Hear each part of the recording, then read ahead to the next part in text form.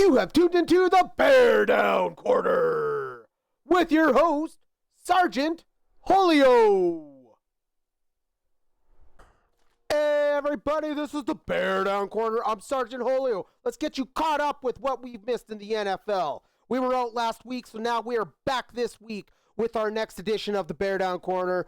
Let's dive right into it. It's been Christmas time around here with free agency and all the trades happening. Just so much to talk about. The Bears released Tremaine Edmonds earlier in the last few weeks.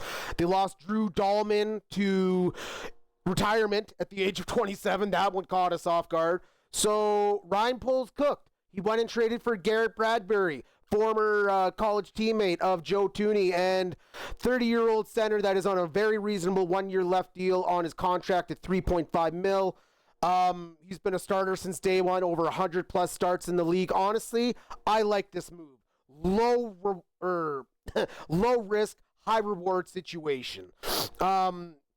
The Bears also traded DJ Moore in the last week to the Buffalo Bills for a second-round pick. Honestly, I like this move.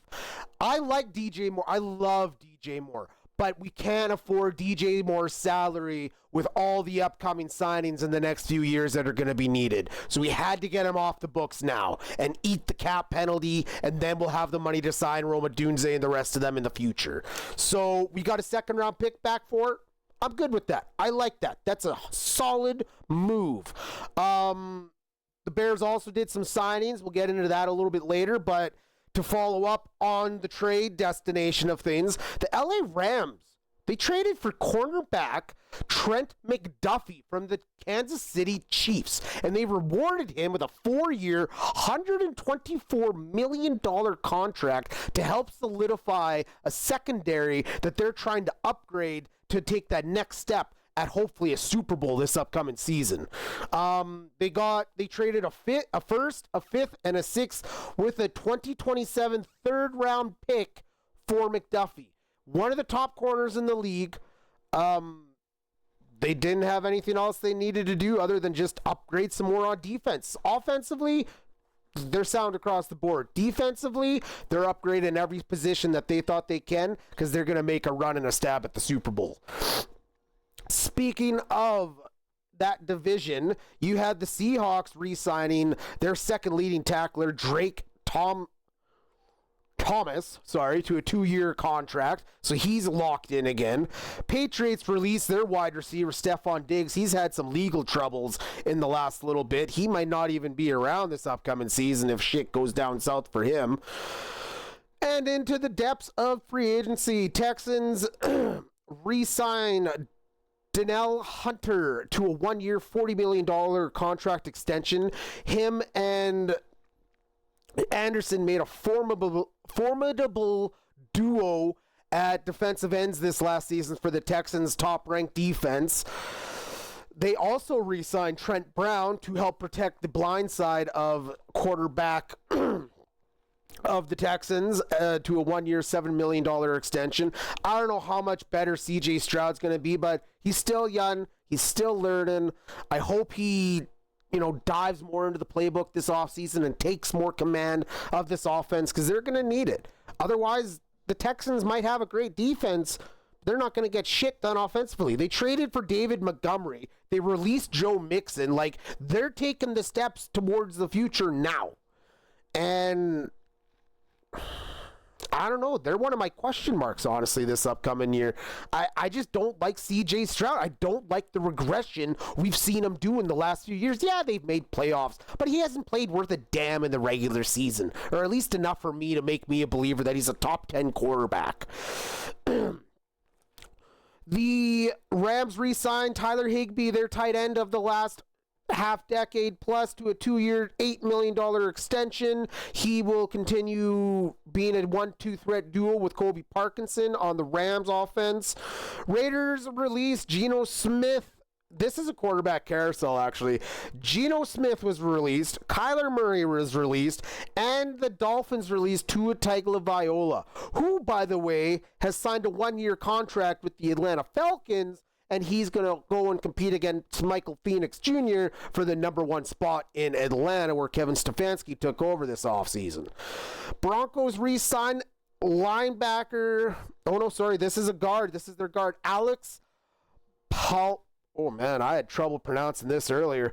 Palzowski, I believe. 2-year, $11 million. He stepped in for the guard, for their starting guard after he went down with injury this last season, played 10 games.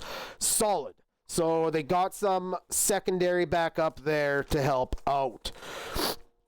The Rams have also signed former Kansas City Chief defensive back Cam Curl to a 3-year, $33 million contract. He gets reunited with Trent McDuffie as they now have the 1-2 punch from Kansas City secondary in the last few seasons. LA's making a push. They want that Super Bowl. They're probably considered one of the tops going into next season, I would have to think. You don't have an MVP year of Matthew Stafford and the way that team played without making this aggressive push if you don't think you're going to win a championship next year. Texans also re-signed their tight end, Dalton Schultz, to a 1-year, $12.6 million extension. You know what? It's good for the Texans to keep that stability of the same players that you are comfortable with. Your safety blanket, you got to have that. Nico Collins can only do so goddamn much for this team. The rest of the team, they've been developing receivers and hoping that they can get a secondary guy. Tank Dell was injured all of last year. The Texans, they want to compete, but I just don't know if they have it. Ooh, this was a good one. This one, I actually was hoping we would get him, but the Baltimore Ravens, how about them making a stab for the first time in their 30-year franchise history, have traded first-round picks for a player. 2 of them, actually, to be precise, and his name is Max Crosby, former defensive end of the Las Vegas Raiders. He's one of the top 5 defensive ends in the league. They went out and they realized they had a desperate need to get after the quarterback. So they went and got themselves a dog. This man, I'd be excited if I'm a Ravens fan. He is one hell of a player, high motor, high octane. He just doesn't know when to stop. He'll be the guy that battles through injuries just because he knows they need him on the field. The Eagles have extended defensive tackle Jordan Davis to a 3-year, $78 million contract as the interior stays formidable for the Eagles. They have also been in reports possibly looking at trading Jalen Carter. Probably because they won't be able to re-sign Carter after his rookie contract expires. So you might as well get something for the big defensive end now. The Eagles just doing what they need to do, keeping their core players, as every team should. We should all be looking at who our top 8 and 9 guys are that are going to push this team to the next level, right? The Indianapolis Colts have traded linebacker Zachary Franklin, the former Pro Bowl linebacker from this last season, was traded for defensive tackle Kobe Wooden to the Packers. Not much there other than just they're probably looking at who they need to sign, and they figure they can get a linebacker probably in the draft, my guess is. Indy also traded Michael Pittman, wide receiver, to the Pittsburgh Steelers. The Steelers have addressed their number 2 wide receiver problem. That is good news if you are a Steelers fan, regardless of who they're catching the ball from, whether it's Rodgers, Mason Rudolph, or some other godly unknown name that comes on the team. They still got the other first-year player that they drafted last year in the draft. So look to see how Pittsburgh takes shape and form when they got Jalen Warren and their 2 main receivers in Pittman and DK Metcalf blasting away at the AFC North this upcoming season. They have to stay competitive, and they sure as hell can with that defense still.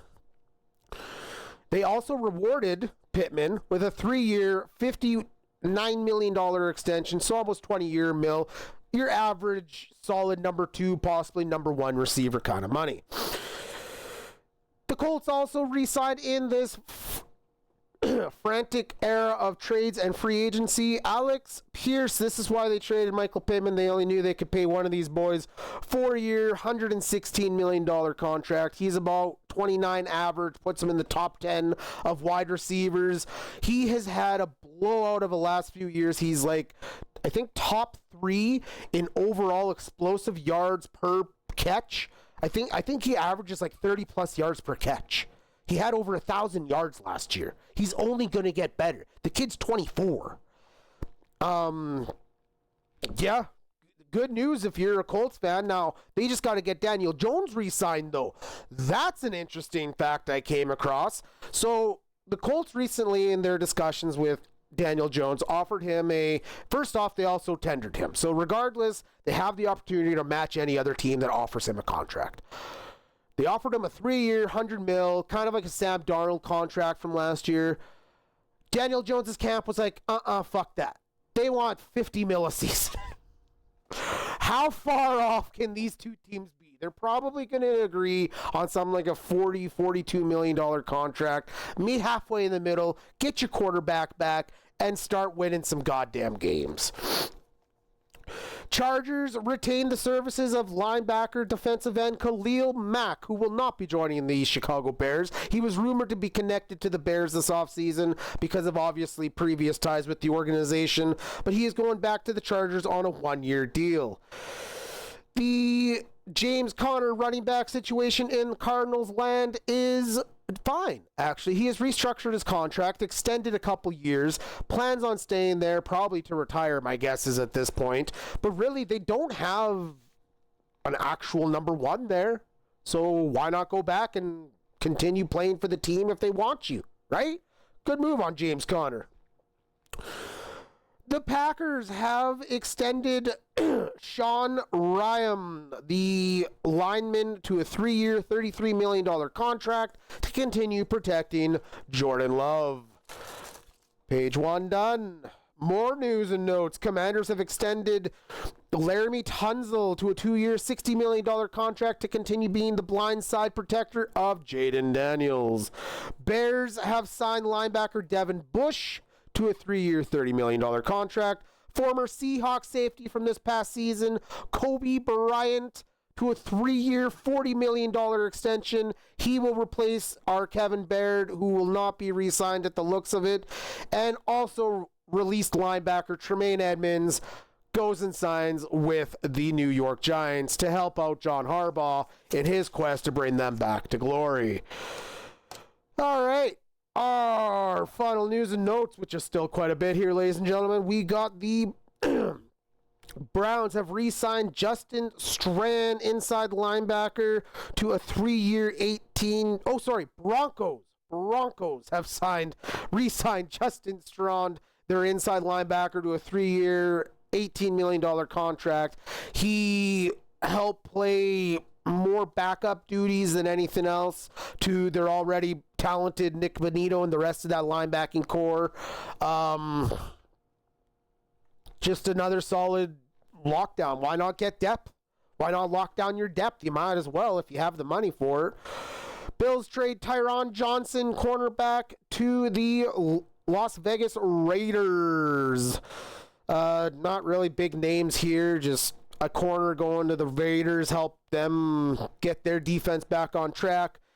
Dolphins have also traded Minkah Fitzpatrick after his second tenure with the team. He is on his way to the rival Jets and is signing a new 3-year, $40 million extension upon the trade completion. This is just Dolphins cleaning house is all this is. Fitzpatrick's still a decent safety. He's 29 years old, back end of the career, but I'm sure he'll be a great addition for the Jets and what they're trying to do there.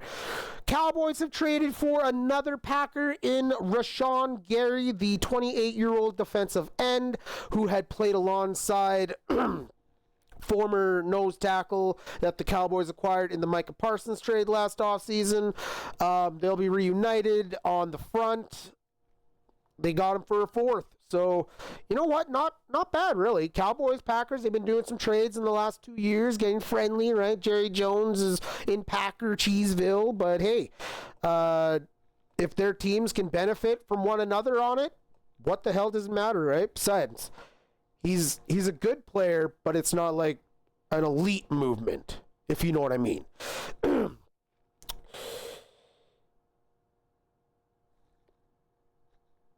My bad. You know what? I have to retract and redact something here, folks. That one's my... I don't even know where the hell that piece of paper went. You know what? Whatever. It doesn't matter. The cornerback who the Rams signed, reuniting with Trent McDuffie. I got the names completely wrong, so that's my bad. Jalen Watson, cornerback, is signed by the Los Angeles Rams. 3 years, $51 million contract. Well, someone got left off the market, I guess. We'll find that out and tell you next week. How about that?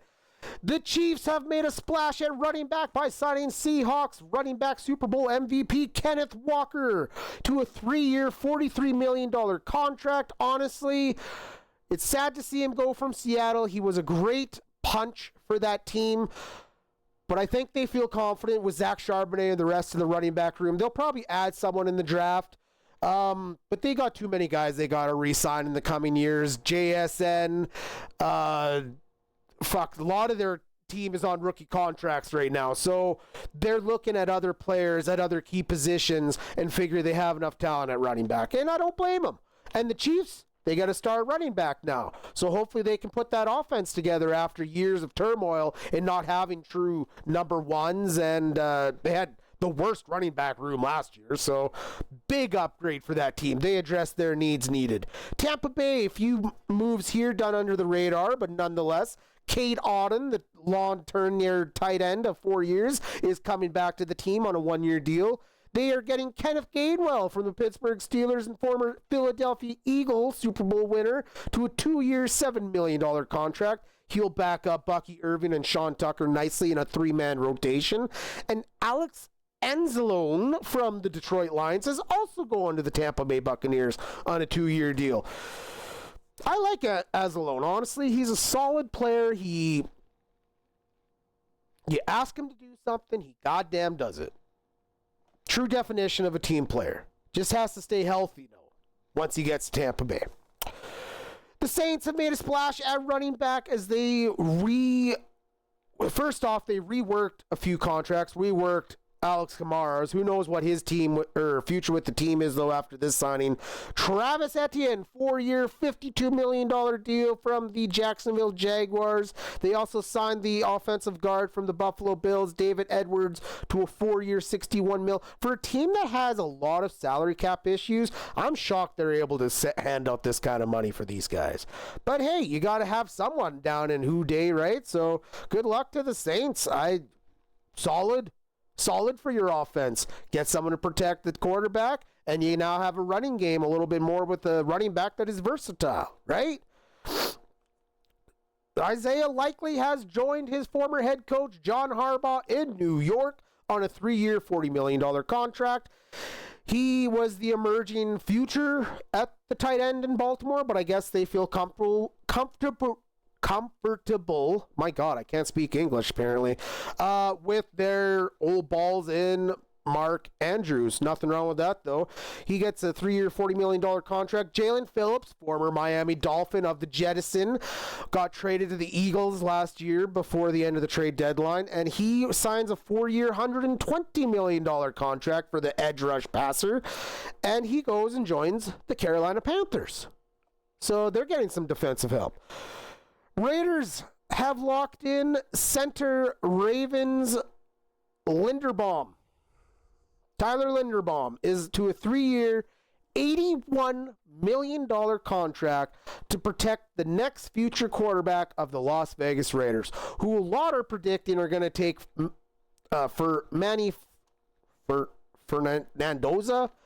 Mendoza, is that it? I don't even know the goddamn kid. The quarterback class this year is honestly, I don't know the names. I haven't heard shit about the names other than this Mendoza kid.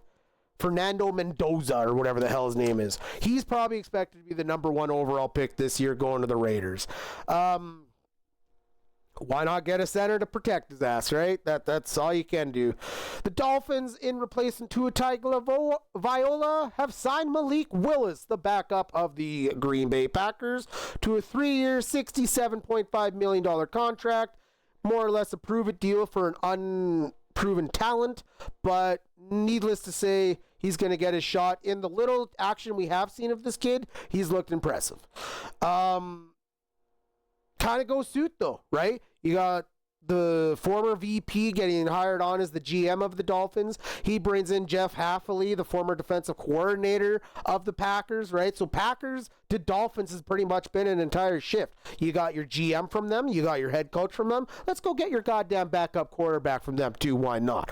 And the final news and story of the day is Mike Evans, long-tenured Buccaneer. And at one time was going for the record to break Jerry Rice's most consecutive seasons to start a career with 1,000+ yards or more. So 3 years, $60 million contract. He goes to the former team of Jerry Rice and the 49ers. That one caught me off guard today. I'm not going to lie. That's going to look weird because we already know number 13 belongs to Purdy. But the 49ers needed a proven number one wide receiver. Yes, he's 32, but yes, he has lots in the tank left. And honestly, this could work out like a really good marriage for these two teams. 49ers have a good team. They already proved that last year when a lot of people thought that should have been a reset year for them because they signed the big contract to Purdy. They lost a bunch of guys. Ayuk wasn't even on the goddamn team. They're literally running backups off the goddamn street. Right? Mac Jones, fucking Kevin Bourne, pretty much did voodoo magic to keep goddamn McCaffrey alive all last year. But Mike Evans goes to a 49ers team who, in my opinion, still have an opportunity as a championship window. 3 teams out of the goddamn NFC West, current Super Bowl champion Seattle Seahawks, battling them are the LA Rams right there, Nick Pick, and you got the 49ers hot on their heels. Good luck, NFC West. You guys are stacked this going year. It's going to be some more hard-fought battles. My God, just as the NFC North, there are some divisions that are just ridiculous here, and then there's some divisions that you could flip a coin and you could see who wins. But anyway, that's all we got for today. I'm Sergeant Julio. This has been the BearDown Corner. You can catch us live every Tuesday morning, 8 o'clock Eastern Standard Time, 6 o'clock General Mountain, and of course everywhere you can get your podcasts and on YouTube. Be safe, take care, and we will catch you next week here on the BearDown Corner.